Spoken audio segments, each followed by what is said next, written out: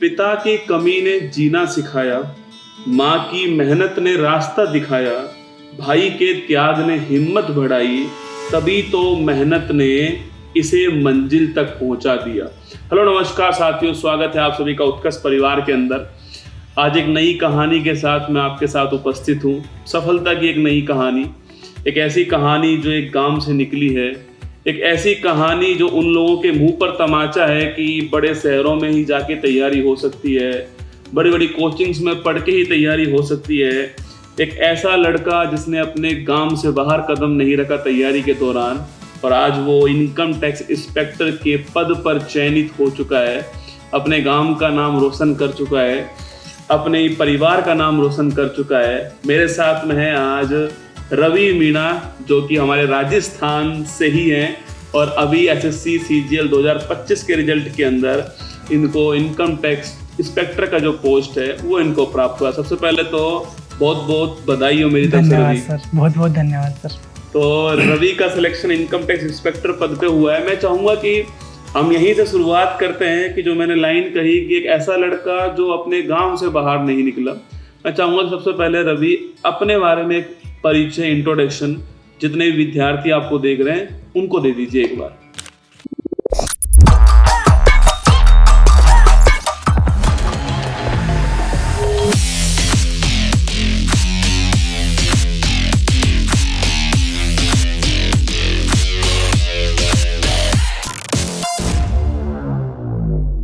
सबसे पहले कुमार गौरव सर का बहुत बहुत आभार, पूरी उत्कर्ष टीम को बहुत बहुत धन्यवाद मुझे यहाँ आमंत्रित करने के लिए। मेरा नाम रवि मीणा, मेरा इस वर्ष सीजीएल एग्ज़ाम से इनकम टैक्स इंस्पेक्टर के पद पर चयन हुआ है। मेरे पिताजी का नाम स्वर्गीय श्री हरिकेश मीणा, माताजी का नाम मीरा देवी, और एक बड़ा भाई है मेरा, उसका नाम लेखराज मीणा। एक बड़ी बहन है, उसका नाम पूजा मीणा है। सर, मैं राजस्थान के सवाई माधोपुर ज़िले के एक छोटे से गांव श्यामपुरा से बिलोंग करता हूं। तो श्यामपुरा गांव के अंदर ही रह करके, सवाई माधोपुर के अंदर ही रह करके इनकम टैक्स इंस्पेक्टर तक की जो जर्नी थी वो आपने तय कर ली। हाँ सर। मतलब जब मैं अभी इनकी जब इस इंटरव्यू से पहले जब मम्मी से बात कर रहा था या बड़े भाई से बात कर रहा था, तो उन्होंने मुझे ये कहा कि सर ये बाहर नहीं गया, किसी शहर के अंदर पढ़ने के लिए नहीं गया। हाँ। अपने ही घर के अंदर पढ़ करके यहाँ पर चयनित हुआ है, और उसके बहुत सारे कारण थे। सबसे पहला कारण तो पिताजी का देहांत हो गया, जो कि एक बहुत बड़ी चोट थी घर के लिए। हाँ सर। आर्थिक रूप से समस्याएं थी, लेकिन भाई ने पूरा साथ दिया। जी सर। और भाई के सपोर्ट से, और मम्मी को पूरा विश्वास था। जब मैंने बात की, जो मुझे महसूस हुई कि मम्मी को पूरा विश्वास था, और मम्मी शिक्षा का महत्व जानती, क्योंकि मम्मी खुद पढ़ी लिखी है। हाँ सर। और आंगनवाड़ी के अंदर कार्यकर्ता पद पर है, तो मम्मी शिक्षा का महत्व जानती है, इसलिए मम्मी ने बोला कि तू पढ़ाई कर, तू कर सकता है। बहुत बड़ी कहानी है, और आज मैं आपको विश्वास दिलाता हूँ कि इस कहानी से हो सकता है कि इसका जीवन का ये पहला इंटरव्यू हो। हाँ, जीवन का पहला इंटरव्यू है, तो आपको एक सहमा सा बच्चा नजर आएगा इंटरव्यू के अंदर। और मैं आपको ये विश्वास दिलाता हूँ कि इंटरव्यू जब समाप्त होगा तो आप आज इस इंटरव्यू से बहुत कुछ सीखने वाले हो। जो लोग रोना रोते हैं अपनी परिस्थिति का, कुछ समस्या आने पर, थोड़ी समस्या आ गई तो गिव अप करने की बात करते हैं, लेकिन रवि ने उस समय गिव अप नहीं किया जब उनके पिताजी का देहांत हुआ। रवि ने उस समय गिव अप नहीं किया जब घर की परिस्थिति कमज़ोर थी। रवि ने उस समय गिव अप नहीं किया जब लोगों ने इनकी मम्मी से कहा कि पढ़ा करके क्या कर लोगे, कौन सा आपका बेटा सरकारी नौकरी पे लग जाएगा। और आज देखिए घर में तीनों बच्चे सरकारी नौकरी पर हैं। जी सर। रवि की जो सिस्टर है वो नर्सिंग ऑफिसर है सर, नर्सिंग ऑफिसर है। हाँ सर। और रवि के जो भाई हैं, बड़ा भाई है वो रेलवे टेक्नीशियन है, अभी रेलवे टेक्नीशियन है। और रवि जो खुद है वो वर्तमान में assistant section officer ministry of coal में हूँ, और अभी इनकम टैक्स ऑफिसर के पद। तो ये कौन सा अटेम्प्ट था रवि एसएससी का सीजीएल का? ये सर सेकंड अटेम्प्ट था। अच्छा, पहले अटेम्प्ट में आप एएसओ बने थे? पहले अटेम्प्ट में एएसओ। अच्छा, एएसओ आपकी पहली पोस्ट चॉइस थी उस समय? हाँ सर, उस टाइम पे मतलब ज़्यादा कुछ पता नहीं था मतलब इन पोस्टों के बारे में। यूट्यूब पे भोकाल था हाँ, एएसओ यूट्यूब पे भोकाल था। भोकाल तो था सर, भोकाल है भी, पर मतलब सबकी अपनी अपनी प्रायोरिटी होती है सर। अच्छा, एएसओ के क्या प्लस पॉइंट है? मतलब जो लोग, मान लो कोई अगर प्रेफरेंस देना चाहे बच्चा एएसओ, तो क्यों दे? एएसओ में सर ये है कि एक तो लाइफ टाइम आपकी पोस्टिंग दिल्ली में रहती है, तो जिसको मतलब ये ट्रांसफ़र वगैरह का इनका इशू रहता है थोड़ा कि ट्रांसफ़र मुझे एक ही जगह पे सेटल होना है, या फिर जिसकी दिल्ली प्रायोरिटी होती है कि आगे की प्रिपरेशन करनी है तो दिल्ली जाना है, तो उनके लिए बेस्ट होता है। और मतलब जिनको कुछ ज़्यादा एक्सपोजर नहीं चाहिए, फील्ड वर्क नहीं चाहिए कि डेली मतलब सुबह से शाम तक 9 to 5 वही सेम रूटीन फॉलो करना है डेली, कुछ अलग नया नहीं है, तो उनके लिए ठीक है एएसओ। एक जगह फिक्स जॉब हाँ, है, एक जगह फिक्स्ड जॉब है मतलब एएसओ जो है। हाँ। तो आपको क्यों इनकम टैक्स चाहिए था? मेरा सर सबसे बड़ा रीज़न तो ये था कि मतलब तीनों बहन भाई जॉब है, तो गांव में मतलब पापा बताया मैंने एक्सपायर हो गए थे मतलब 2020 में, तो मम्मी मतलब मम्मी का पैर में इशू है थोड़ा, उनको चलने में दिक्कत आती है, और गांव में घर पे उनका ध्यान रखने वाला कोई नहीं है, मतलब कभी भी कुछ हो जाए। क्योंकि भाई की पोस्टिंग चेन्नई है, तो वो तो उसको तो आने में काफ़ी टाइम लग जाता है, तो इसलिए मुझे सिस्टर की शादी हो गई है, तो मम्मी अकेली है घर पे, उनका ध्यान रखने वाला कोई भी नहीं है, तो मुझे सबसे मेन रीज़न तो ये था कि घर के पास में जाना था। तो अभी दिल्ली हूँ मैं पोस्टेड, तो मोस्ट प्रोबेबली चांसेस है कि इस बार मुझे एसटी कैटेगरी में 4th रैंक है, तो मोस्ट प्रोबेबली चांसेस है कि जयपुर मिल जाएगा ITI जयपुर में। हाँ, मिलने के चांसेस है, तो घर के पास हो जाएगा। हाँ, घर के पास हो जाएगा। अपनी सफलता में सबसे बड़ा रोल किसका मानता है? सर मेरी सफलता में सबसे बड़ा आपका, फिर मम्मी का, और सबसे बड़ा योगदान जो था वो बड़े भाई का था। बड़े भाई का रोल था, मतलब मैं यही चाहता हूँ, क्योंकि मेरा भी मन है उनके बारे में बात करने का। मतलब बड़े भाई ने ऐसा कौन सा कार्य किया आपके लिए कि आपको लगता है कि यार उनका रोल सबसे ज़्यादा है मेरे जीवन में? सर मुझे कभी कुछ मोटिवेशन की ज़रूरत नहीं पड़ी, मेरा जो मोटिवेशन था वो मेरा बड़ा भाई था, क्योंकि उन्होंने मतलब खुद की लाइफ सेक्रीफाइस करके उनका पूरा मोटिव ये था कि इसको कैसे भी करके इसको जॉब लगाना है, इसको बहुत ऊपर पहुंचाना है। तो उनका मतलब खुद की पढ़ाई छोड़ के, पापा एक्सपायर हो गए थे, तो गांव में जो सारा खेती बाड़ी का था, परिवार में कुछ प्रोग्राम फंक्शन, पापा बीमार थे 20 साल से, उनको मतलब तो 20 साल से जब बीमार थे तो फिर घर की आर्थिक स्थिति बड़ी थी थोड़ी, 1-2 साल की थी, तो उस टाइम पापा का मतलब मेंटल कुछ इशू हो गया था, तो उसी टाइम से वो ऐसे ही थे। तो मम्मी ने ही मतलब हम तीनों बहन भाइयों को, मम्मी की 3-4 हज़ार रुपये सैलरी थी मतलब उस टाइम पे, 3-4 हज़ार रुपये में मतलब सारे तीनों बहन भाई को पढ़ाना, सारा खर्चा तो उसी से चला है। मम्मी पहले मजदूरी भी करने जाती थी लोगों के, अभी मतलब मेरा सिलेक्शन हुआ उससे 2-3 साल पहले तक मम्मी दूसरों के खेतों में मजदूरी करने जाती थी। तो ऐसे कर के जो 3-4 हज़ार रुपये सैलरी आती थी, मजदूरी दूसरों की मजदूरी करके जो पैसे आते थे, उसी से मम्मी ने हमको पढ़ाया लिखाया है। तो ये है। फिर भाई ने संभाला। भाई सर पूरा मतलब पढ़ाई के टाइम पे मुझे कभी गांव जाने नहीं दिया, मैं जाता था तो भी वो मना कर देता था, मम्मी से बोल देता था कि उसको काम करने के लिए कभी नहीं कहूँगा, कि उसको बुलाना नहीं है, उसको पढ़ने दो, मैं संभाल लूँगा, मैं देख लूँगा। तो भाई तैयारी, मतलब भाई खुद एजुकेटेड है? भाई पढ़ाई में ठीक था, पर मतलब इतना उसको अपॉर्चुनिटी मिल नहीं पाई पढ़ने की मेरी वजह से, कि पहले इसको पढ़ाते हैं।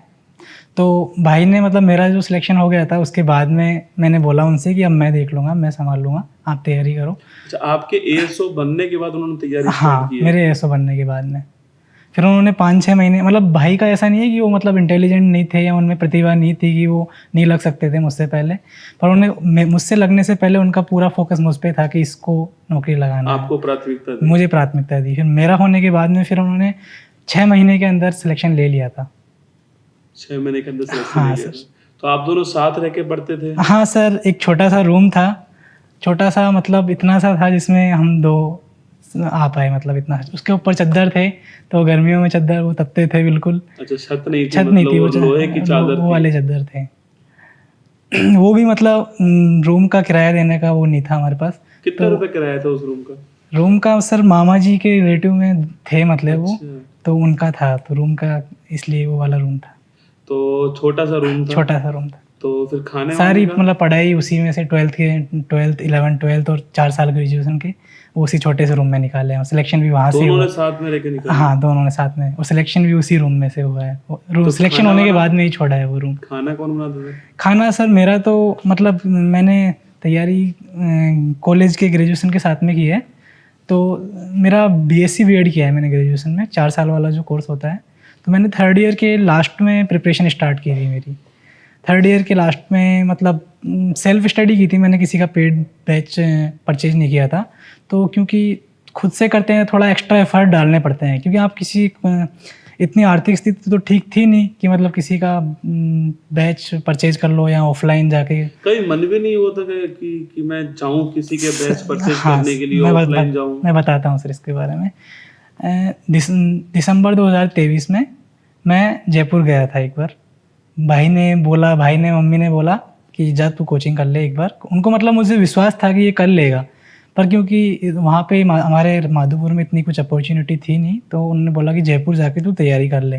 मैंने मना किया कि मतलब घर की स्थिति इतनी कुछ ठीक नहीं है, जो कोचिंग्स की फ़ीस है वो 45-50 हज़ार रुपये कुछ ऐसे थी। और फिर वो माने नहीं, तो मैं गया वहाँ पे। एक कोचिंग है उसमें मतलब 2-3 दिन डेमो भी लिया। तो डेमो फिर वहाँ पे मैंने कैलकुलेशन की कि कितना क्या खर्चा आ सकता है। रहने का खर्चा हाँ, 50 हज़ार तो कोचिंग की फ़ीस थी, बाकी पढ़ाई का, रहने का 1-2-1.5 साल तो लग ही जाते सर उसमें कोचिंग कंप्लीट होने में। तो ऐसे करके 2.5-3 लाख रुपए का खर्चा आ रहा था।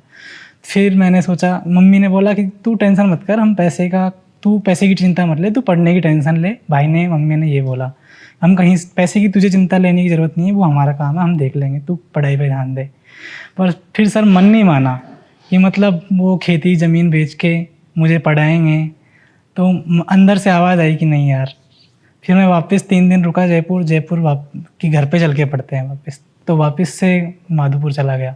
तो क्या रवि ने अपनी पूरी तैयारी सेल्फ स्टडी से की है? हाँ सर, सेल्फ स्टडी से की है। हाँ, यूट्यूब जो से? हाँ, आपकी जो सुबह 6 बजे वाली मतलब जो प्रिपरेशन मैंने स्टार्ट करी थी, तो आपकी जो सुबह 6 बजे वाली क्लास आती है फूल पत्ती वाली, उसी से स्टार्ट की है। जो सुबह की शुरुआत होती थी वो उसी क्लास से होती है। उस क्लास के बारे में किसने बताया था आपको? उस क्लास के बारे में सर मेरी एक मामी जी है। अच्छा। उन्होंने, वो अभी रीट की तैयारी कर रही है, उन्होंने सजेस्ट किया था।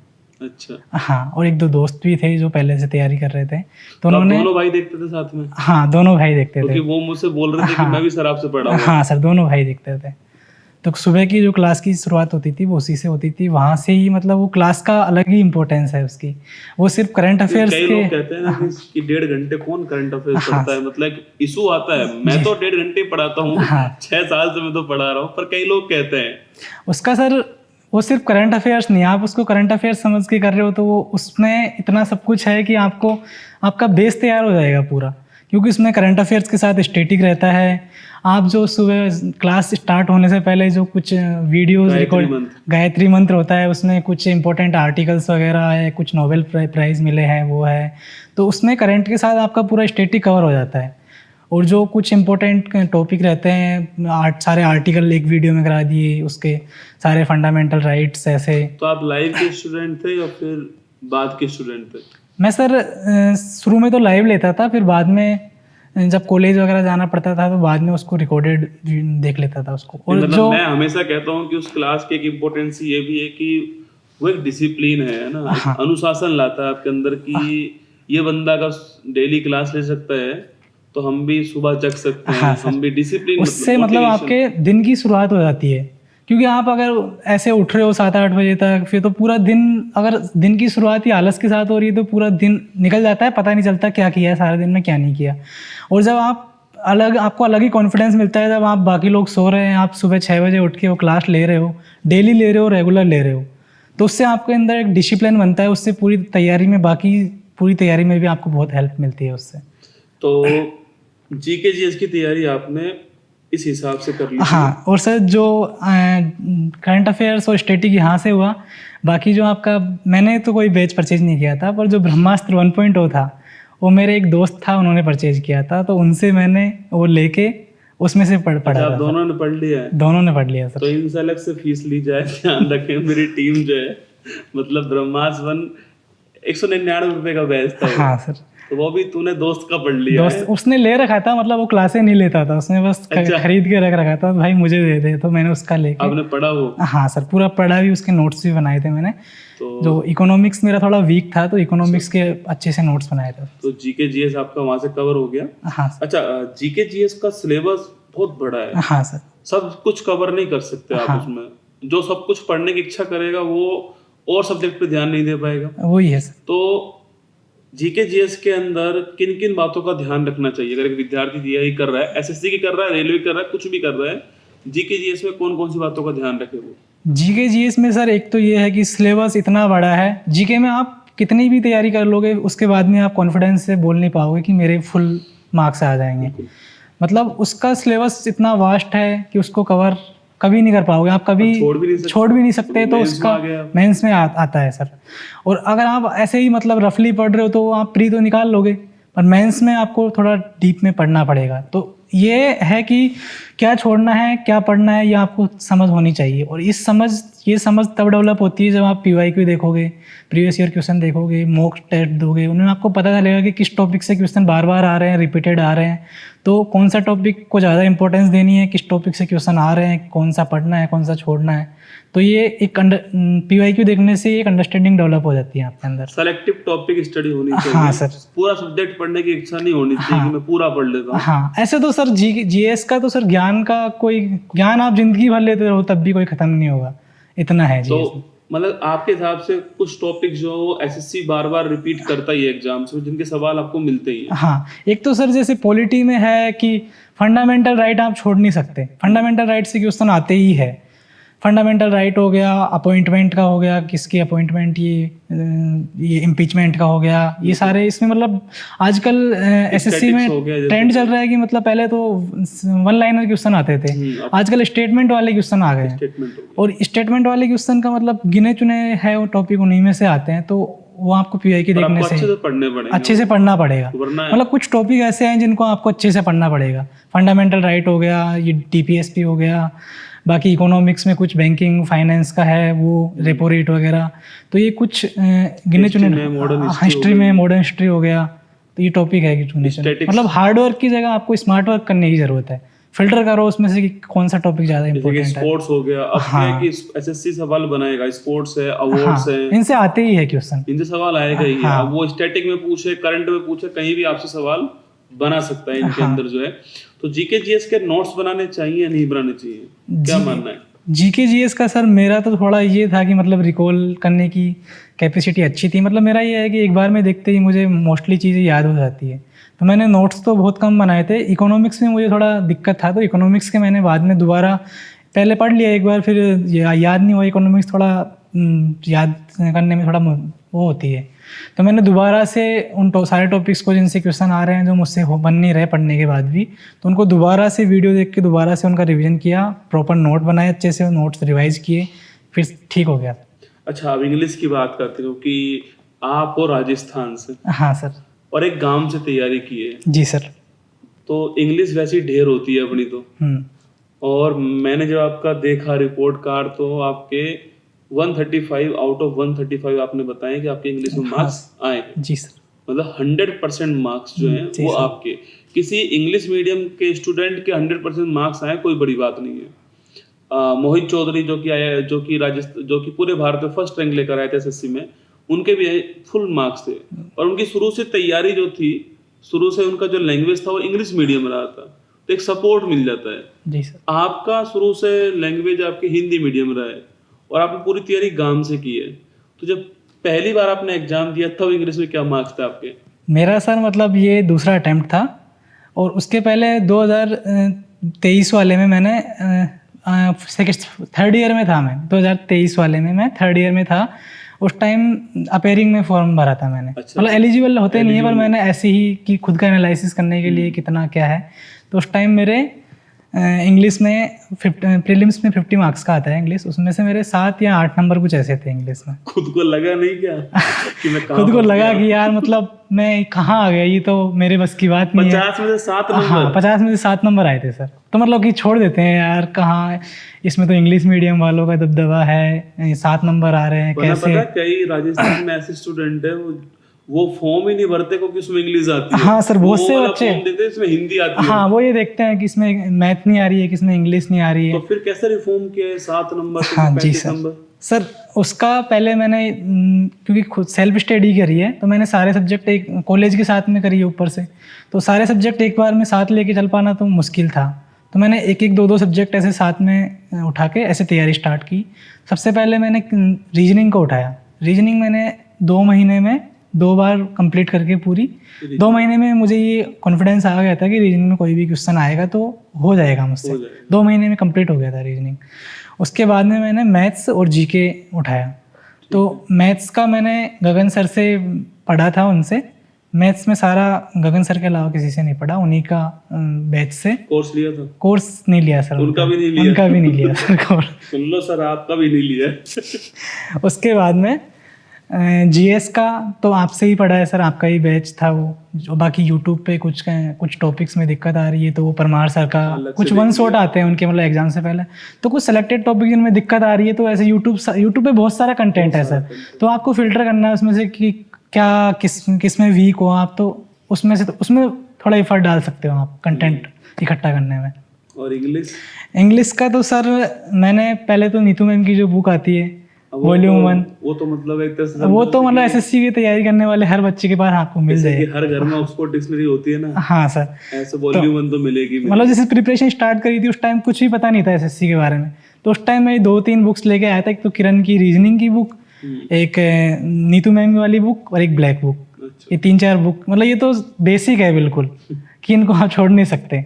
उसके बाद मैंने अमन वशिष्ठ सर है इंग्लिश के, उनका यूट्यूब पे उन्होंने सारा कंटेंट फ्री में डाल रखा है, प्लेलिस्ट बना के, बेसिक भी और एडवांस भी, सारा वहाँ से कवर किया। इंग्लिश का सर सारा मैंने अमन सर से ही पढ़ा है। वोकैब की मैंने बनाए या फिर वोकेबलरी में सर ब्लैक बुक में कुछ 5-6 हज़ार के वर्ड कुछ आसपास ऐसे हैं, तो सारे मैंने पहले उसको मतलब स्टार्ट किया। तो इंग्लिश में वीक था तो शुरू में थोड़ी दिक्कत आती थी, मतलब वर्ड्स नए लगते थे, फिर सारा रिवाइज किया, मतलब उसको पूरा कंप्लीट किया एक बार। तो जो वर्ड थोड़े मुझे पहली बार पढ़ा है टफ लग रहे हैं तो उनको थोड़ा उन पे मार्क कर लिया। फिर सब एक बार कर लिया पूरा, फिर दोबारा किया तो वर्ड जैसे शुरू में मान लो किसी में 100 वर्ड थे जो नहीं आए, दोबारा किया तो उनमें से 60-70 वर्ड ऐसे थे जो मतलब रिकॉल हो गए थे, उनमें कुछ ऐसे दिक्कत आई 30-40 वर्ड में, तो उनको ऐसे बार बार रिवाइज किया। 4-5 बार मैंने रिवाइज किया तो ब्लैक बुक पूरी कंठस्थ हो गई थी बिल्कुल। और उसके अलावा भी जैसे न्यूज़पेपर कभी कभार पढ़ लिया, एडिटोरियल देख लिया, तो उसमें जो नए वर्ड्स मिलते थे उनको नोट कर लेता था। तो ऐसे वोकेबलरी स्ट्रॉन्ग होगी। और ग्रामर का और बाकी सब तो अमन सर की उससे हुआ है। इंग्लिश में फुल मार्क्स लाने हो तो किस पे जोर देना चाहिए बच्चों को? फुल मार्क्स के लिए सर एक तो वोकेबलरी सबसे इम्पोर्टेंट है, उसमें 1 वर्ड्स है, एंटोनिम्स साइनोनिम्स है, ये सबसे ज़्यादा इंपॉर्टेंट है। उसके अलावा रीडिंग कॉम्प्रिहेंशन आपका अच्छा होना चाहिए, क्योंकि शुरू में जब कैसा अच्छा होगा ये बताता हूँ सर, क्योंकि शुरू में जब मेरे 7-8 नंबर थे तो मुझे कुछ ये ग्रामर्स के बेसिक्स वगैरह कुछ पता नहीं था, कि हिंदी मीडियम बैकग्राउंड से, तो इंग्लिश से शुरू से डर लगता था। 10th में भी मेरे मतलब बाकी सारे सब्जेक्ट में 95+ मार्क्स थे, इंग्लिश में 71 कुछ ऐसे थे। तो इंग्लिश शुरू से ही वीक रहा था, तो उससे डर लगता था, उससे दूर भागता था मैं। तो इसीलिए मैंने सीजीएल की प्रिपरेशन में भी बाकी तीनों सब्जेक्ट कर लिए, इंग्लिश को छोड़ता गया पीछे की, बाद में देखेंगे, डर लगता था उसका ऐसे, क्योंकि हिंदी मीडियम, ऊपर से हिंदी मीडियम और ऊपर से रूरल बैकग्राउंड, तो शुरू से डर बना हुआ था। तो इंग्लिश के लिए तो ये था कि मतलब वोकेबलरी होनी चाहिए और रीडिंग कॉम्प्रिहेंशन आपका अच्छा होना चाहिए। उसके लिए आप पेपर पढ़ सकते हो, न्यूज़पेपर, कुछ नोवेल पढ़ सकते हो, तो उससे आपका मतलब रीडिंग कॉम्प्रिहेंशन अच्छा हो जाएगा, तो उससे बाकी आपको पूरे ओवरऑल पेपर में भी हेल्प मिलती है। जैसे शुरू में कुछ क्वेश्चन आते नहीं थे, अब मेरे साथ ऐसा हो गया है कि जैसे टेंस वाले कुछ क्वेश्चन है, एंटोनिम साइनोनिम्स है, कुछ फाइंड एरर वाले क्वेश्चन है, तो उन्हें मतलब रूल याद करने की जरूरत नहीं पड़ती, सेंटेंस पढ़ के ही समझ में आ जाता है कि इसमें क्या एरर है। चाहे से वो दिमाग में मतलब याद तो है कि क्या है, मतलब पढ़ते ही समझ में आ जाएगा कि इसमें इस पार्ट में एरर है, ये एरर है, तो वो आपकी बेसिक, हाँ सबकॉन्शियस माइंड में सेट हो चुका है। क्योंकि इस बार का पेपर ऐसा था कि इतने लंबे लंबे पैसेज आए थे कि आप उनको लेंदी था English सर, हाँ, तो उनको पढ़ने में लगोगे तो 5 मिनट आपको पैसेज पढ़ने में लग जाएगी। पेशेंस अब भी चाहिए पढ़ने के हाँ, लिए। अब एक तो है कि देखते ही यार इतना लंबा पैसेज है तो आधे बच्चे उसको स्किप कर देते हैं, और जो उसको पढ़ने में लग गए उन्होंने 3-4 पैसेज आते हैं तो उनको पढ़ने में 20-25 मिनट लगा दिए, तो वैसे टाइम खराब हो गया। तो ये है कि आपको ये रीडिंग कॉम्प्रिहेंशन अच्छा करने से ये हो जाएगा कि आप उसको थ्रोली मतलब एक बार पूरा 1 मिनट के अंदर 30-40 सेकंड में आप पूरा पैसेज पढ़ लोगे। फिर उसके बाद क्वेश्चन देखो सारे, एक बार पैसेज पढ़ लिया, क्वेश्चन देख लिए, फिर उसके बाद उन क्वेश्चंस को दोबारा उसमें पैसेज में पढ़ो, उनको ढूंढो, तो इससे आपका टाइम मैनेजमेंट मतलब अच्छे से हो जाएगा और उसको आंसर आपको ढूंढने में काफ़ी हेल्प होगी उससे। तो रीडिंग कॉम्प्रिहेंशन अच्छा होना चाहिए उसके लिए। मैथ के लिए प्रैक्टिस का कितना योगदान, पीवाईक्यू का कितना योगदान, पीवाईक्यू प्रैक्टिस का कितना योगदान? हाँ, सीट लगाई, प्रीवियस ईयर क्वेश्चन देके प्रीवियस ईयर क्वेश्चन बार बार लगाए लास्ट के 7-8 ईयर्स के, उनमें से जो इम्पोर्टेंट टॉपिक है उनको बार बार रिवाइज किया, बार बार बहुत मैथ की सर बहुत प्रैक्टिस करी थी। मॉक टेस्ट दिए ज़्यादा से ज़्यादा, मॉक टेस्ट तो मैंने बहुत सारे मॉक टेस्ट दिए हैं। प्रीलिम्स के लगभग कितने लगा दिए होंगे मॉक टेस्ट? प्रीलिम्स के सर 150 या 200 मॉक्स दिए थे मैंने। 150-200? हाँ सर। और मेंस में? मेंस में भी 60-70 मॉक दिए होंगे सर। मतलब कुल मिला 200 से ऊपर मॉक्स लगा हाँ दिए? हाँ सर। मॉक्स का सर मॉक्स तो हर कोई लगाता है, मतलब मैं देख रहा हूँ कि हर टॉपर आकर ये बात बोलता है कि मॉक लगाओ। जी सर। ठीक है, हर स्टूडेंट मॉक लगाने का प्रयास करता है, पर उसका सही तरीका बहुत कम लोग जानते हैं। तो क्या मॉक लगाने का सही तरीका होता है? मॉक्स का सर ये है कि आप मतलब आपका जब 50-60% सिलेबस कंप्लीट हो जा रहा है तब आप मॉक लगाना स्टार्ट कर दीजिए। बहुत से बच्चे होते हैं जो मॉक से उनको डर लगता है, मतलब मार्क्स जो आते हैं रैंक उसमें उनको एक बार दे के रैंक बहुत ज़्यादा कम आ रही है तो वो मॉक देना छोड़ देते हैं, उनसे डर लगने लग जाता है। तो आप शुरू में आप उसको अपने खुद के एनालिसिस के लिए दीजिए, आप उसमें रैंक्स और मार्क्स मत देखिए उसमें कितने मार्क्स आ रहे हैं, कितने मार्क्स बन रहे हैं। उसमें से देखिए आपने जो टॉपिक जो कंप्लीट टॉपिक हो गए आपने जो पढ़ लिए 50-60%, उनमें से जो क्वेश्चन आ रहे हैं वो कर पा रहे हो नहीं कर पा रहे हो, उससे आपको पता चलेगा कि जो पढ़ा है वो आ रहा है या नहीं आ रहा आपसे। तो उनको अगर आ रहे हैं तो ठीक है, नहीं आ रहा तो उन टॉपिक में आप ढूंढो कि कहाँ कमी रह जा रही है, क्यों गलत हो जा रहे हैं वो, तो उन टॉपिक को दोबारा रिवाइज़ करो, नोट्स बनाए हुए हैं उनमें जाके दोबारा उनको रिवाइज़ करो। ऐसे आप मॉक टेस्ट का बहुत ज़्यादा इंपॉर्टेंट है सर इस एग्जाम में। अच्छा, एनालिसिस कैसे करते हो मॉक का? मतलब एनालिसिस सर मॉक देना ही इंपॉर्टेंट नहीं होता, सिर्फ आप एक दिन में 2-2 3-3 मॉक दिए जा रहे हो, चाहे से आप वीक में 3 या 4 मॉक दो, पर उनका एनालिसिस अच्छे से करो। एनालिसिस मीन्स जितना टाइम आपको मॉक देने में लग रहा है उतना ही टाइम आपको एनालाइज में लग रहा है, कोई दिक्कत नहीं है, पर उससे आपको ये पता चलेगा कि कौन से प्रीवियस ईयर में कौन से क्वेश्चन आ रहे हैं, कौन से टॉपिक इंपॉर्टेंट है, क्या पढ़ना है, क्या छोड़ना है, तो वो आपको पता चल जाता है उससे, क्या मेरे वीक पॉइंट है, क्या सिली मिस्टेक कर रहा हूँ मैं, क्या कहाँ सुधार की ज़रूरत है। तो ये था सर, मॉक टेस्ट का बहुत इंपॉर्टेंट योगदान होता है। कई लोग क्या मॉक में सवाल गलत हुआ उसको देखते नहीं कि कहाँ गलत हुआ है, क्यों गलत हुआ है। मेरा ये था सर, जो मॉक में जो क्वेश्चन गलत होते थे तो उनको मैं स्क्रीनशॉट ले लेता था उनका, स्क्रीनशॉट लेके टेलीग्राम पे मैंने ग्रुप बना रखा था। उस ग्रुप को मतलब टेलीग्राम पे ये फैसिलिटी है कि उसको आप सेक्शन वाइज डिवाइड कर सकते हो, तो उसमें मैंने मैथ, रीजनिंग, इंग्लिश, जीके से 4 सेक्शन बना रखे थे। एक सिली मिस्टेक्स का बना रखा था कि इसमें मतलब आता था, कॉन्सेप्ट भी क्लियर था, फिर भी गलत हो गया, प्लस माइनस कुछ जोड़ बाकी गुणा भाग या कुछ ऐसे जो होना नहीं चाहिए था, सिली मिस्टेक हो गया, तो वो ऐसे 5 फोल्डर बना रखे थे। तो उसमें जो क्वेश्चन मॉक में गलत होते थे उनको सेक्शन वाइज उनमें डाल देता था, और महीने में 7 दिन में 10 दिन में 15 दिन में ऐसे एक बार उसको देखता रहता था, ऐसे ही हाँ रिवीजन होता रहता था। उससे जो क्वेश्चन बार बार गलत हो रहे थे वो स्ट्रॉन्ग होते गए, ऐसे ही पूरा बेस तैयार हो गया सर। अच्छा, कई लोग कंप्यूटर को बहुत हल्के में लेते हैं। हल्के में लिया उनको, इस बार पता चल गया, इस बार कंप्यूटर ने उनको हल्के में ले लिया। हाँ सर। आपके कितने मार्क्स आए कंप्यूटर? मेरे सर 18 मार्क्स थे इस बार। अच्छा। हाँ, क्योंकि इस बार सीपीटी तो मेरा भी क्लियर नहीं था इस बार, जो ऑलरेडी सिलेक्टेड है उनका भी क्लियर, बहुत सारे मेरे साथ वाले थे ऐसे, उनके मतलब 345, 342 इतने मार्क्स आ रहे हैं, पर उनके कंप्यूटर में 7, 8, 11 ऐसे मार्क्स आ रहे हैं। तो उनका इस कारण क्या है इस कंप्यूटर में कम मार्क्स आने का? कारण ये है सर, पहला तो ये है कि इस बार थोड़ा पेपर थ्योरेटिकल ज़्यादा था, मतलब ऐसे वन सिंगल सेंटेंस वाले जो क्वेश्चन आते थे वो वाला नहीं था कि शॉर्टकट की वगैरह पूछ लिए, ऐसा इतना सिंपल नहीं था इस बार। तो इसने मतलब डीप में पढ़ा हुआ है, इतना हार्ड था कि कुछ बच्चे ऐसे थे जिन्होंने कंप्यूटर साइंस से वो कर रखा है, तो उनका भी क्लियर नहीं हुआ है। तो एक बच्चा था जिसके 342 थे मेरे साथ में ही, उसका कंप्यूटर क्लियर नहीं हुआ तो उसको कोई भी पोस्ट नहीं मिली है। तो मतलब उसका 1 मार्क्स कम था, 18 चाहिए होते हैं, उसके 17 मार्क्स थे, तो उसको कोई पोस्ट नहीं मिली है। तो 1 उसको पता मार्क्स की लगा वजह एक से मार्क्स की कीमत क्या है। 1 मार्क्स पूरा साल खा गया उसका। पूरा साल खा गया। और फिर ये रिदम रह पाएगा नहीं रह पाएगा वो भी तो है ना, हाँ सर। कि जो यहाँ पे था। तो कंप्यूटर के लिए क्या करें? कंप्यूटर को आप हल्के में ले नहीं सकते, क्योंकि एसएससी का कुछ भरोसा नहीं है कब। अब ये देख लीजिए, मतलब जो क्वालिफाइंग पेपर है उसको इतना हार्ड बना दिया कि बच्चे क्वालिफाई नहीं कर पा रहे हैं। तो कंप्यूटर में आप मतलब कंप्यूटर में कुछ बुक्स वगैरह आती है वो रेफ़र कर सकते हो, कुछ 1-2 यूट्यूब पे भी कुछ टीचर्स वगैरह ने डाला हुआ है प्लेलिस्ट वगैरह। तो कंप्यूटर को मतलब इतने पढ़ना पड़ेगा, इतने हल्के में नहीं ले सकते आप कंप्यूटर को। मतलब बिना पढ़े चल गए और क्लियर हो गया, पहले हो जाता था पर अब थोड़ा हार्ड पूछने लग गए हैं। कंप्यूटर को पढ़ना पड़ेगा, ये बहुत जरूरी है। अच्छा, टाइम मैनेजमेंट जो है वो एक बड़ा मुद्दा है। हाँ, कि वरना होता क्या है, सवाल छूट जाते हैं। जी सर। आते हुए सवाल छूट जाते हैं, और अगर एसएससी में सवाल छूट रहे हैं तो आपकी रैंक बहुत नीचे जा रही है। जी सर। तो टाइम मैनेजमेंट कैसे किया? टाइम मैनेजमेंट का ये था सर कि बच्चों को मैथ में दिक्कत आती है मोस्टली। तो मैथ मेरा शुरू से ही फेवरेट था। गांव के बच्चों की दिक्कत ये होती है कि उनका मैथ, शहर के बच्चों को मैथ से डर लगता है, इंग्लिश उनकी ठीक होती है। गांव के बच्चों की मैथ बढ़िया होती है, उनको इंग्लिश से डर लगता है। मास्टरों ने मारा होता है। हाँ, मैथ में मास्टरों ने मारा होता है बढ़िया, तो मैथ उनकी स्ट्रांग होती है गांव के बच्चों की मोस्टली। और इंग्लिश मैडम पढ़ाती है, पढ़ते हैं नहीं हम। क्योंकि मैथ मेरा शुरू से स्ट्रांग था, तो मैथ में मुझे ऐसी कुछ दिक्कत नहीं आई। मेरे 10th में और 12th में मोस्टली 100, 10th में 99 थे, 12th में 100 थे। तो मैथ में मुझे कुछ दिक्कत आई नहीं ऐसे।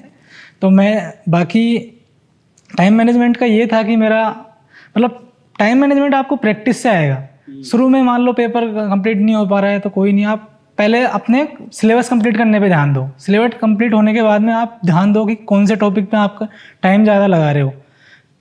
मॉक देते हो आप, तो उससे आपको पता चल जाता है कि इस क्वेश्चन में एवरेज टाइम कितना है और मेरा कितना टाइम लगा है इसमें। तो वहाँ से आप ये एनालिसिस कर सकते हो कि किस टॉपिक में मुझे ज़्यादा टाइम लग रहा है, तो उस टॉपिक को आप दोबारा रिवाइज करो।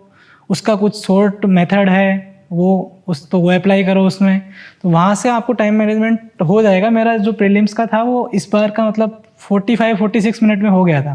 15 मिनट बच गए थे उसमें, मैंने सारे क्वेश्चन दोबारा 100 क्वेश्चन पूरे दोबारा रिवाइज कर लिए थे, मतलब पूरे देख लिए थे दोबारा एक बार।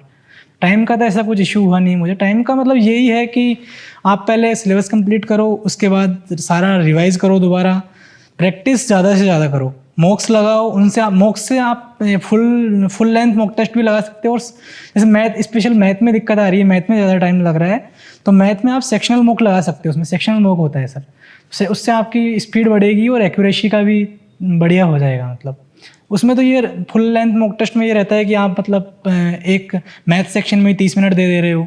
सेक्शनल मॉक से आपका उसमें मतलब सेक्शन वाइज टाइम मैनेजमेंट का अच्छा हो जाएगा उससे। अच्छा, फेवरेट फूड क्या है? सबसे बढ़िया खाना? फेवरेट फूड तो सर कभी खा सकता है। जी सर, फेवरेट फूड तो मम्मी के हाथ के आलू के पराठे और गाजर का हलवा है सर।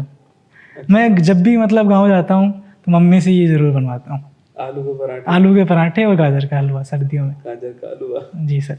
अच्छा, तो राजस्थान में कहीं घूमा भी है या फिर मतलब पढ़ाई है अभी तक? राजस्थान में सर घूमा तो ऐसे कुछ ज़्यादा नहीं हूँ मैं, क्योंकि 10th तक गांव से हुआ, उसके बाद बड़ा भाई साथ था 11th-12th में तो घूमने का कोई सवाल ही नहीं था। सीधे रूम तो से। बड़ा भाई ने कहीं मारा नहीं, मारा तो नहीं सर, पर मतलब रेस्पेक्ट ज़्यादा थी उसके। मतलब पापा की, जैसे अपने पापा की रेस्पेक्ट होती है, जैसे पापा तो थे नहीं मेरे। लड़ाई नहीं हुई आपस में? लड़ाई कभी नहीं हुई सर, लड़ाई तो दूर, हम आपस में आज तक कभी भाई से ऊंची आवाज़ में भी नहीं बोला। अच्छा। हाँ, हम एक रूम में रहते थे, मतलब पर सिर्फ जितना काम, मेरे भाई की तो महाभारत हुई है मुझे ऐसा दिमाग में। हमारा जितना बस इतना रेस्पेक्ट ज़्यादा थी, तो जितना काम होता था बस उतना ही बोलते थे। मतलब ये नहीं है कि आपस में वो नहीं हो, पर रेस्पेक्ट ज़्यादा थी तो बोलना थोड़ा कम था, मतलब उनकी इज्जत ज़्यादा थी। शादी वादी का क्या प्लान है तेरा? शादी का तो सर अभी कुछ सोचा नहीं है, ऐसा अभी एज भी नहीं हुई है मेरी ज़्यादा। तुमने नहीं सोचा, किसी और ने सोचा हो? नहीं सर, ऐसा कोई भाई का अभी इस साल तो भाई का करेंगे। अच्छा, भाई बड़ा है? भाई बड़ा है अभी, बड़ी दीदी है, दीदी की शादी हो गई है। दीदी की शादी हो गई। हाँ, अब इस साल भाई की करेंगे। इस साल भाई की कर दो। हाँ, और फिर मेरा नंबर है, अभी उसमें टाइम है 3-4 साल। अभी तो उम्र है। हाँ सर, अभी तो टाइम है। जी सर। तो जब सिलेक्शन हुआ उसके बाद में सबसे बड़ा जो चेंज आता है वो आता है आसपास के समाज में जी सर। जो लोग पहले बोलते तक नहीं थे, वो आज जो है वो घर पे आ रहे हैं, जी सर। मिठाइयाँ बांट रहे हैं। कई लोग तो ये भी कहते हैं कि हमारा तो बहुत घनिष्ठ संबंध है, जी सर। जबकि आज तक बात भी नहीं की थी हाँ उन सर। लोगों ने। ये चेंज आपके साथ भी आया है? आया है सर, बिल्कुल आया है। क्योंकि जो लोग पहले कुछ पूछते भी नहीं थे, मतलब मम्मी से बोलते थे कि क्योंकि पापा तो थे नहीं, तो हम दोनों भाई रहते थे, तो गांव में लोग बोलते थे कि ये तो पढ़ते नहीं है, मतलब कौन क्या पता क्या कर रहे हैं माधोपुर में, पढ़ रहे हैं बड़े भाई के बारे में कि ये तो मतलब ऐसे ही घूमते हैं, पढ़ाई पढ़ते वढ़ते कुछ नहीं है। तो ये था, सिलेक्शन हुआ तो सबको जवाब मिल गया उसका कि हाँ ये, अब सब बोलते हैं कि हाँ भाई इसके तो दोनों लड़के, तीनों लड़के अच्छे निकले, मतलब मेहनत करते थे, पढ़ते थे। पहले जो बुराइयाँ करते थे अब वो बढ़ाइयाँ करते हैं। पूरा मतलब चेंज हो जाता है, जो बिहेवियर लोगों का सिलेक्शन से पहले था, जो सिलेक्शन के बाद है, वो पूरा चेंज हो जाता है। तो पड़ोसी को मिठाई खिलाई नहीं खिलाई? पड़ोसियों को सबको खूब मिठाई खिलाई है। सिलेक्शन की जो बाद जो पहली सैलरी आई है उससे भंडारा करवाया था। भंडारा करवाया? बालाजी के वहाँ पे भंडारा करवाया था, धर्म किया था। ये तो ठीक है, मतलब उनको बुलाया ना पड़ोसियों को? हाँ सर, सबको बुलाया। नहीं, कई होता है, मतलब होता क्या है कि समाज जो है वो पद से कदर करता जी है सर। ना। आपने कितनी मेहनत की, सिलेक्शन नहीं हुआ तो मतलब आपने पढ़ाई नहीं हाँ, की। फिर यही है कि मतलब घूमता था, कोई ध्यान रखने वाला था नहीं, तो घूमते थे ऐसे ऐसे करते थे। अब सोचो मम्मी ने कितना सुना होगा। हाँ सर, मम्मी ने बहुत, तूने भी इतना सुना है तो मम्मी ने तो और भी सुना मम्मी होगा। ने बहुत Daily सुना है सुनती सर, होगी वो पर तो। उस टाइम परिस्थिति ऐसी थी कि उन्होंने किसी को जवाब नहीं दिया। कोई कुछ बोल रहा है तो उसको भी सुन के नकार दिया, मतलब जवाब देता है ना रिजल्ट की जी पीडीएफ। सर। रिजल्ट की पीडीएफ में जब वो नाम आता है, सारे जवाब एक साथ में जो है जी वो आपको दिखाई देते हैं। कहते हैं ना कि मेहनत खामोशी से करो, सफलता आपकी शोर मचाएगी। तो सफलता आज शोर मचा रही है। और एसएससी सीजीएल के अंदर फर्स्ट प्रेफरेंस जो भरी थी दोनों बार, पिछली बार भी और इस बार भी, दोनों बार फर्स्ट प्रेफरेंस जो है वो रवि को आपकी मिल गई है। तो रवि, जो तैयारी करने वाले स्टूडेंट हैं, जो अभी तैयारी चालू करेंगे या फिर अभी तैयारी के अंदर लगे हुए हैं एसएससी की तैयारी के अंदर, क्या लगता है कि सफलता के लिए सबसे जरूरी चीजें कौन कौन सी है जो बहुत जरूरी है जीवन में सफल होने के लिए? सर, सबसे इम्पोर्टेंट तो है कि आप सबसे पहले तो खुद का है कि खुद को आप डिसिप्लिन इस जर्नी में रख पा रहे हो क्या। दूसरा है हार्डवर्क का। हार्डवर्क मतलब आपको मेहनत करनी पड़ेगी, उसका कोई अल्टरनेटिव है नहीं कि मतलब कोई दूसरा मेहनत कर लेगा आपके लिए। मेहनत आपको खुद को करनी पड़ेगी, खुद को झोंकना पड़ेगा इसमें। तीसरा है कंसिस्टेंसी, कि मतलब ऐसे नहीं है कि एक दिन पढ़ लिए फिर 4 दिन गए, फिर शादी प्रोग्राम में घूम रहे हो। आपको मतलब 1-1.5 साल पूरा देना पड़ेगा इसमें। आपने अगर 1.5 साल दे दिया एसएससी में, 1.5 साल इनफ है। 1 साल सिलेबस कंप्लीट हो जाता है और बाकी 4-5 महीने मॉक टेस्ट, रिवीजन, प्रैक्टिस। 1.5 साल आपने दे दिए तो आपकी पूरी लाइफ चेंज हो जाती है, मतलब पूरा बदल जाता है। तो ये है, ये जरूरी चीज है, हार्डवर्क है, कंसिस्टेंसी। हार्डवर्क में भी ये है सर कि मतलब आजकल कंटेंट बहुत ज़्यादा हो गया है, तो आप अगर जैसे एक ही टॉपिक है उसको 10 जगह से पढ़ रहे हो, तो उससे अच्छा है कि आप उस टॉपिक को मतलब कुछ सेलेक्टेड बेस्ट टीचर्स से 1-2 जगह से पढ़ के उसको बार बार रिवाइज करो। उसी को जगह जगह घूमने से अच्छा है। मतलब आजकल क्या है, स्टूडेंट जो है वो मतलब उसको ये टीचर अच्छा लग रहा है, हाँ, तो वो इससे पढ़ ले रहा है। फिर उसको वो कोई और टीचर अच्छा लगा तो उसने वही टॉपिक, वही सेम कंटेंट, हाँ, कंटेंट थोड़ी चेंज हो रहा है, हड़प्पा सभ्यता तो वही है, पर उसको 5-5 जगह, मतलब यूट्यूब फ्री में उपलब्ध है, ये एक समस्या भी है। ये समस्या है सर, बिल्कुल। लोगों के पास कंटेंट का इतना सारा बम्बारमेंट हो चुका है ना, इतना कंटेंट। जी सर। मतलब यूट्यूब पे हड़प्पा सभ्यता 5 मिनट में भी है, 5 घंटे में भी है। हाँ, अब बच्चा जो है समझ नहीं पा रहा है कि मैं कहाँ से तैयारी करूँ, कैसे करूँ। वो यूट्यूब पे क्या भटक रहा है, गोल गोल गोल गोल घूम रहा है, टिक के तैयारी नहीं कर रहा है जी वो। सर। बुक्स तो छोड़ दो, बुक्स तो लाना ही बंद कर दिया स्टूडेंट ने आजकल जो है। केवल वो यूट्यूब से ही समझ रहा है कि सारा ज्ञान यहीं से ले लेते हैं यूट्यूब से ही। तो यूट्यूब, आपके अनुसार यूट्यूब का सदुपयोग कैसे किया जाए? यूट्यूब सर, आप अगर उसको मतलब, यूट्यूब एक तरीके से वो होता है ना, वरदान भी है और अभिशाप भी है। उसको आप अगर सेलेक्टिवली यूज़ कर रहे हो कि मतलब कुछ टॉपिक है, एक तो आप पहले अपना टीचर सेलेक्ट कर लीजिए कि किस टीचर के साथ आपकी रिदम बैठ रही है। उसके बाद में जैसे कुछ टॉपिक में इशू आ रहा है तो सिर्फ ऐसा नहीं कि एक इसी टॉपिक को 10 टीचर से पढ़ते घूम फिर रहे हो आप, तो वो टाइम वेस्ट है, कुछ नहीं है वो। तो उससे अच्छा है कि आप मतलब एक जिस टीचर के साथ रिदम बैठ रही है उसी के साथ कंटिन्यू करो, रिवाइज करो बार बार। यूट्यूब में कंटेंट बहुत सारा है, उसकी कोई कमी नहीं है, तो सेलेक्टिवली पढ़ना है आपको। अदरवाइज टाइम वेस्ट बहुत सारा हो जाएगा उसमें। कंटेंट तो है ही है, कंट्रोवर्सी भी है, कंट्रोवर्सी, और बच्चा आनंद ले रहा है। लोगों को पढ़ाई से ज्यादा कंट्रोवर्सी में मजा आता है। मतलब मुझे लग रहा है बच्चा खाना बनाते बनाते कंट्रोवर्सी देख हाँ, रहा है, किसने किस टीचर के बारे में क्या बोला, भिड़वा रहा है बच्चे। हाँ, बच्चे भिड़वा रहे हैं। एक टीचर के कमेंट बॉक्स में, सर आप बहुत अच्छे हो, सर आप ठीक हो, सर हम आपके साथ ही हैं। फिर वही बच्चा दूसरे के कमेंट बॉक्स में, आप ठीक हो, टीचर आपस में लड़ रहे हैं जी सर, और वो उनको देख रहे हैं। बच्चे पढ़ाई से ज्यादा कंट्रोवर्सी में ज्यादा मजा आता है। टीचर का तो करियर ऊपर जा रहा है, हाँ, बच्चा वही की वही है। उनके तो कोर्स बिक रहे हैं बढ़िया, उनके तो कोर्स बिके जा रहे हैं और बच्चा वही की वही रुका हुआ है। और एसएससी में तो इतना गंदा माहौल हो चुका है ना जी, मतलब टॉपर्स अपनी रैंक नहीं बता रहे। हाँ, अब ये हाल देखो, मतलब जैसे कि एक टाइम तक टॉप आता है ना तो सब लोग जानना चाहते हैं कि भाई कहाँ से आपने पढ़ाई की। क्योंकि एक बच्चा अगर ये कह दे कि मैं एक चैनल से पढ़ के सिलेक्ट हुआ हूँ आज के टाइम पे, तो पॉसिबल नहीं है। वो मल्टीपल चैनल से पढ़ा होगा। जर्नी ऐसी है सर इसमें। हाँ, जीके जीएस के लिए 50 चैनल पर गया होगा जी सर, भाई, जहाँ उसका रिदम बैठा वो वहां रुक गया होगा। पर कुछ टॉपिक उसने कहीं और से देखे होंगे, मैथ कहीं और से पढ़ा होगा, रीजनिंग कहीं और से पढ़ा होगा, कंप्यूटर कहीं और से देखा होगा। तो हर स्टूडेंट ने अलग अलग जगह से पढ़ाई की होती है। अब होता क्या है, जब कोई एक टीचर उसके ऊपर दावा कर देता है ना कि मेरा ही स्टूडेंट है, वो गलत है। मतलब गलती टीचरों की प्रॉपर है, ऐसा नहीं कि नहीं है। दावा नहीं करना चाहिए कि भाई मेरे से पढ़ा हुआ है। सर ऐसा है नहीं ना इसमें, मतलब आपको ऐसा कोई कह रहा है तो मतलब झूठ कह रहा है क्योंकि मेरे कारण ही सिलेक्ट हुआ है। मेरे कारण ही सिलेक्ट हुआ है। वर्ड है ना ये, मतलब ऐसा है कि आप उस बच्चे की मेहनत को नकार देते जी हो। सर, असली मेहनत तो रवि ने की है, इसमें सबने योगदान किया। आपकी मम्मी ने भी किया है, भाई ने भी किया है, हमने भी किया है, और टीचर्स ने भी किया है, और आपके दोस्तों ने भी किया होगा योगदान।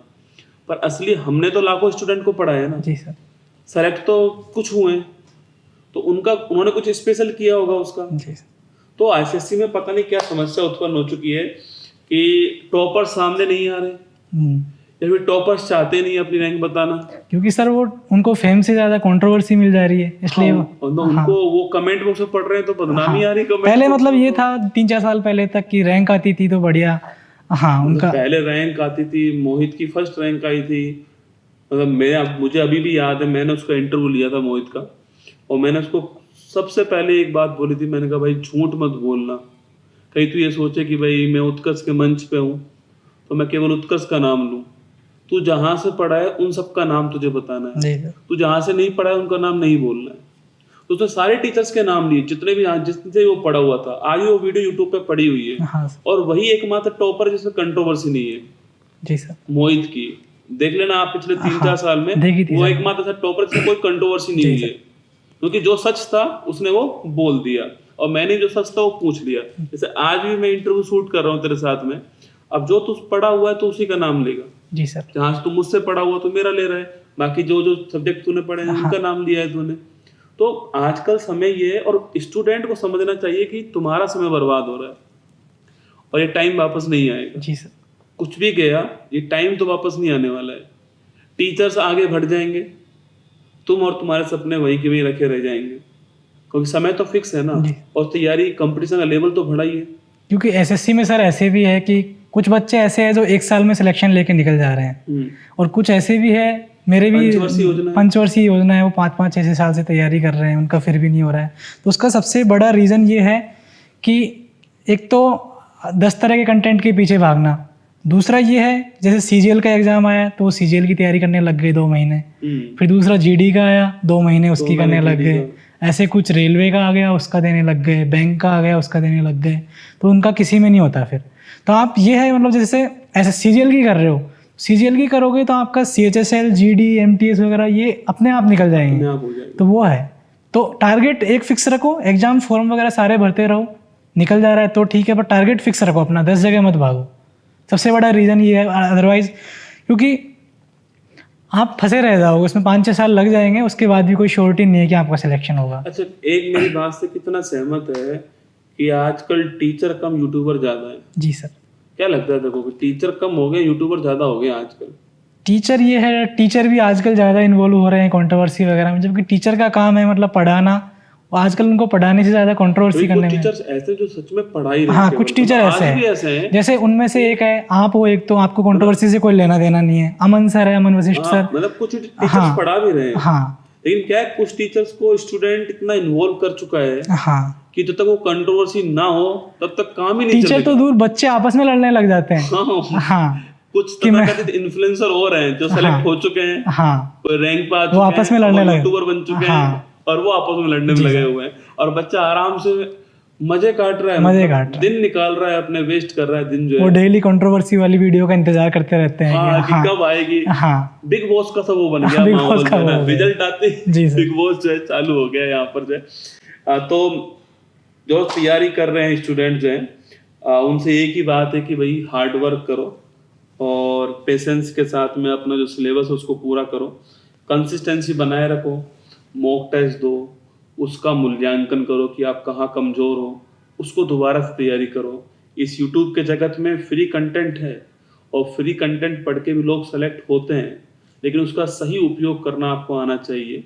अपने माँ बाप के सपने को ध्यान रखो, इस समय की अहमियत को समझो, क्योंकि अगर आज आपने वक्त की अहमियत नहीं समझी तो भविष्य में वक्त आपकी कोई भी अहमियत नहीं समझने वाला है। यह आपका करियर है, आपको खुद बनाना पड़ेगा, कोई पड़ोसी नहीं आएगा इस करियर को बनाने के लिए। जब रवि तैयारी कर रहा था तो हो सकता है रवि ने अपने आसपास किसी को भी ना बोला हो कि वो सीजीएल की तैयारी कर रहा है, जी सर, किसी मतलब और भाई, अभी कुछ लोगों को तो पता भी नहीं है कि इसका इनकम टैक्स रिटर्न सिलेक्शन हो भी गया है। जी सर, भाई के अलावा मतलब हमारी चार पांच भाई, मम्मी, दीदी और इनके अलावा कुछ एक दो दोस्त थे गिने चुने, उनके अलावा बाकी किसी को पता नहीं था। वो इस वीडियो के बाद पता लगने वाला है कि इसका इनकम टैक्स रिटर्न में सिलेक्शन हो गया है जो है। मतलब मेरा जो पहला लास्ट वाला अटेम्प्ट था उससे मतलब जून में तो मेरा रिजल्ट आया था और उसके एक दो महीने बाद में फाइनल सिलेक्शन हो गया था। तो उसके पहले किसी को पता नहीं था कि कॉलेज के साथ में तैयारी कर रहा है, तो कॉलेज के साथ में ही पूरी तैयारी हो गई थी। उसके बाद जैसे ही ग्रेजुएशन हुई, पहला अटेम्प्ट दिया, 2 महीने बाद में हो गया उसमें। अच्छा, पहली सैलरी आती जब क्या क्या होता, मतलब कैसे पहली feeling सैलरी होती है सर उस वो समय? जो 5 पहली डिजिट, सैलरी हाँ कितनी आई थी पहली सैलरी? पहली सैलरी आई थी सर 80,015 रुपीज़।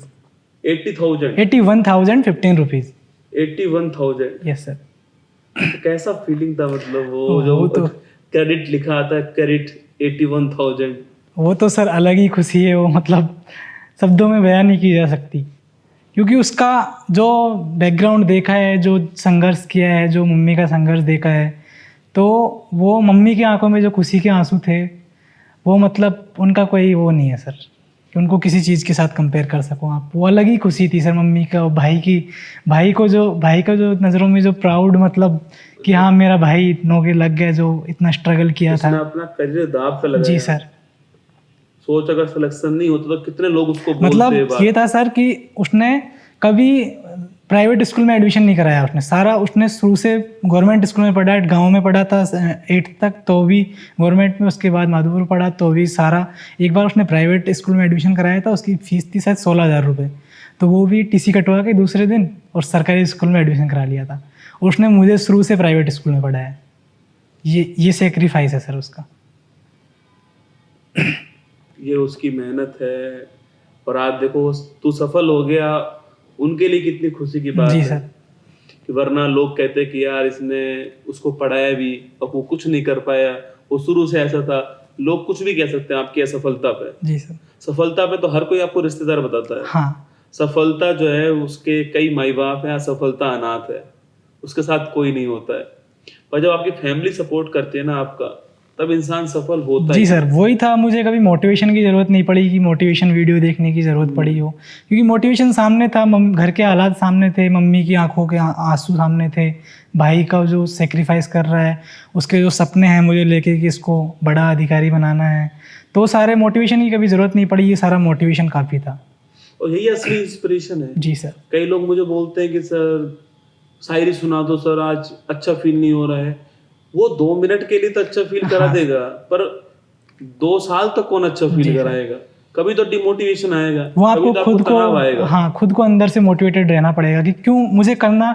ये आपके दिमाग में मतलब क्लियर होना चाहिए कि आपको क्यों करना, क्यों है, किसके लिए करना है। वो आपके दिमाग में क्लियर है तो आप निकाल लोगे कि मुझे मतलब घर के हालात ठीक करने हैं, मम्मी को मतलब जो कष्ट झेले हैं, वो उनका भाई का जो सेक्रीफाइस है, पूरी फैमिली का जो योगदान है, तो वो आपके अगर दिमाग में है तो आप कर लोगे। अच्छा, मम्मी की अब क्या डिमांड है तुझसे कि भाई अब तो सेलेक्ट हो गया है, अब तो अच्छी पोस्ट पे आ गया है, अब कहते नहीं कि अब तो तुम शादी कर लो दोनों? मम्मी तो घर पे अकेली है, दीदी की शादी हो गई है, भाई उधर है, मेरा दिल्ली है, तो मम्मी अकेली है। तो वो बोलती है भाई से मतलब शादी कर लो अब तो कोई। हाँ तो तो शादी वादी कर लो, अब इस साल करेंगे सर भाई का। मेरा तो शादी में टाइम जरूर है। बुलाना तो मेरे जी को। जी सर, जरूर वो आपको नागिन डांस नागिन पार्टी डांस है मेरा करेंगे पड़ोसी के घर के सामने। जरूर सर, जरूर सर। तो ये रवि था हमारे साथ में, और इसका पहला इंटरव्यू था मेरा। आप सभी को इसके बीच, इसको आप सभी के बीच लाने का जो उद्देश्य था वो यही था कि असली प्रेरणा क्या होती है। असली प्रेरणा आपके घर की परिस्थिति है। आपकी माँ ने जो सपना देखा है आपके लिए, मैं वो जो लाइन कहता हूँ ना, वो उस लाइन का कोई मतलब है कि माँ तेरे पसीने की हर बूंद को मोती सा चमकाऊंगा, तू सपने बड़े देखना माँ, पूरा करके तेरा शेर से शेरनी नहीं दिखलाएगा। दिखलाएगा। तो वो पूरा करने का जो प्राउड है ना, वो 81,000 आने की खुशी तो है, लेकिन उस खुशी को अपनी मम्मी को बताने की जो खुशी है ना, वो अलग थी। उस टाइम सर मैं कि पिछला वाला जो अटेम्प्ट था, तो होली का दिन था 13 मार्च का, रात के 12:30 बजे रिजल्ट आया था। नॉर्मली मैं 8-9 बजे सो जाता हूँ, मतलब उस टाइम पता तो चल ही गया था कि सिलेक्शन होना है। जनवरी में मेंस हुआ था तो पता चल गया था उसी दिन कि हाँ इस बार जो भी पोस्ट चाहिए मिल जाएगी। तो उसके बाद मैं पहले गांव बहुत कम जाता था, मतलब 2 महीने में एक बार। उसके बाद मैं एग्ज़ाम के बाद गांव चला गया था कि पता था 2-3 महीने की और है फिर जॉब पे चल जाएंगे। तो मैं गांव चला गया था रात के होली के दिन 12:30 बजे रिजल्ट आया था रात में।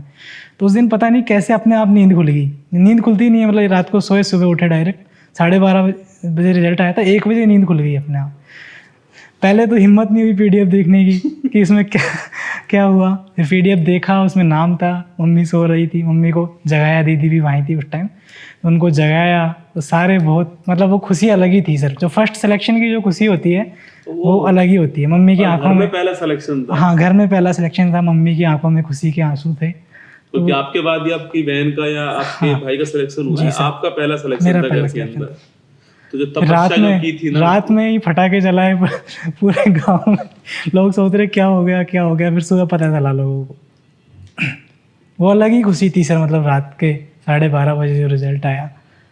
अच्छा जब भाई का भाई सिलेक्शन हुआ भाई तो उस क्या टाइम, खुशी थी? हाँ सर, भाई उस टाइम जो रिजल्ट आया तो माधोपुर था, उसको कॉल करके जगाया, उसको बताया, तो उसकी आंखों अलग ही खुशी थी सर वो। उसकी मेहनत, हाँ मतलब उसने सब कुछ लगा दिया तेरे पीछे। जी सर। दाव खेलना कहता है ना इसको, कि सब हाँ कुछ तेरे पीछे खेल हाँ दिया सर। उसने दाव, और आज उसका खोटा सिक्का जो है चमक जी रहा है। सर। घर वालों को भी मतलब कॉन्फिडेंस था मेरे ऊपर, वो शुरू से ही सबसे ये बोलते थे कि हमको इसकी टेंशन नहीं है, रवि की टेंशन उसकी है, बढ़ेगी कि वो लगेगा कि नहीं लगेगा। पर उसने भी खुद को साबित कर दिया कि हाँ मुझ में भी वो था, मतलब प्रतिभा थी, पर वो टाइम ठीक नहीं था।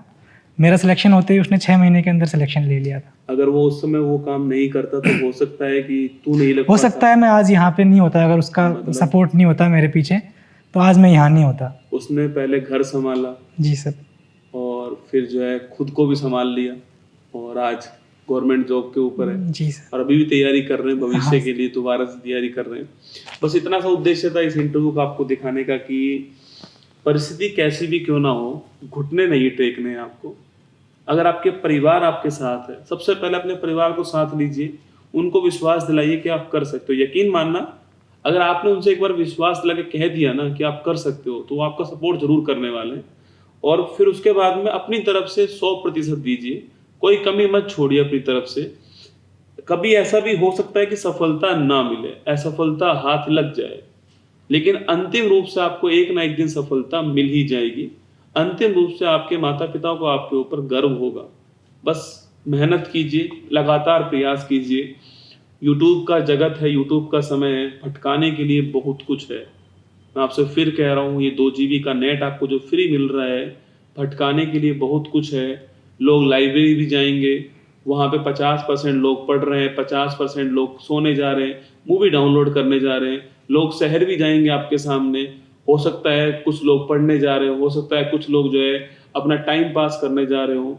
लेकिन अगर आपके अंदर जज्बा, जुनून, पागलपन है, तो आप घर के अंदर बैठकर भी यूट्यूब की फ्री क्लासेस से भी, या पेड कोर्स की बहुत कम कीमत की क्लासेस से भी, या दोस्त के पेड कोर्स को लेकर भी तुम सेलेक्ट हो सकते हो। बस खुद के ऊपर विश्वास रखना है, जमकर मेहनत करनी है।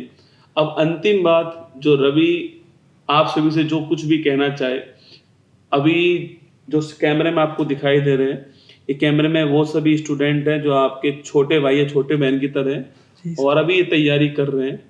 कोई किस परिस्थिति में इस वीडियो को देख रहा है, हो सकता है कि कोई छप्पर के नीचे देख रहा हो सकता है किसी के घर में छत भी ना हो सकता है किसी किसान की फसल बर्बाद होगी और उसका बेटा एक वीडियो देख रहा हो सकता है कोई संपन्न परिवार से वीडियो देख रहा हो सकता है कोई बहन पर वीडियो देख रही है, हो सकता है कोई माँ अपने बच्चे को दूध पिलाते हुए वीडियो देख रही है। बहुत तरह के लोग जो है जीवन में यहाँ पर संघर्ष कर रहे हैं। आप क्या कहना चाहोगे अपनी तरफ से उन स्टूडेंट को? जी सर, इस जर्नी में ये है कि सफल हो या नहीं हो वो अलग बात है, पर आप अपना 100% दीजिए। आप मतलब जब शाम को आप पढ़ के उठो तो आपको ये वो नहीं होना चाहिए कि आपने अपना 100% दिया है या नहीं दिया। मतलब आपको ये होना चाहिए कि मैंने अपना 100% दिया है। बाद में सिलेक्शन होना या नहीं होना वो अलग बात है, पर आप अपना खुद का 100% दीजिए। हार्डवर्क इम्पोर्टेंट है, डिसिप्लिन बनाए रखिए खुद को, और कंसिस्टेंसी के साथ आपको अगर आपने अपना 1-1.5 साल दे दिया तो आपका सिलेक्शन हो जाएगा, कोई रोकने वाला नहीं है। पर आप अपना खुद का 100% देना पड़ेगा पूरा। मुश्किल नहीं दुनिया में कुछ भी, तू जरा हिम्मत तो कर, ख्वाब बदलेंगे हकीकत में, तू जरा कोशिश तो कर। एक कदम आप भी बढ़ाइए हमारे साथ में, एक कदम खुद को आगे बढ़ाइए इस जर्नी के अंदर। निश्चित मानिए कि जहाँ पर आप रुकते हो ना, उसके आगे सफलता का द्वार होता है। वापस मत आइए वहाँ से, एक कदम आगे बढ़ा करके इस सफलता को प्राप्त कीजिए। आप सभी को हमारी तरफ से बहुत बहुत शुभकामनाएं, रवि को बहुत बहुत शुभकामनाएं। और आपको अगर लगता हो कि रवि ने सच में मेहनत की है, रवि ने विपरीत परिस्थिति के अंदर सिलेक्शन हासिल की है, तो आप कमेंट बॉक्स में रवि के लिए ढेर सारा प्यार जरूर देना, इसे मोटिवेट करना इसकी आगे की जर्नी के लिए, क्योंकि अभी तो शुरुआत है, अभी अंतिम दौर बाकी है, अभी तो तोली है मुट्ठी भर जमीन, अभी पूरा आसमान बाकी है, अभी तो शुरुआत की है इसने। आप सभी इसको ऑल दी बेस्ट कहिएगा, बताना मुझे कि आपको इस इंटरव्यू में कौन सी सबसे अच्छी बात लगी। और मेरी तरफ से आप सभी को ऑल दी बेस्ट। जय हिंद, थैंक यू।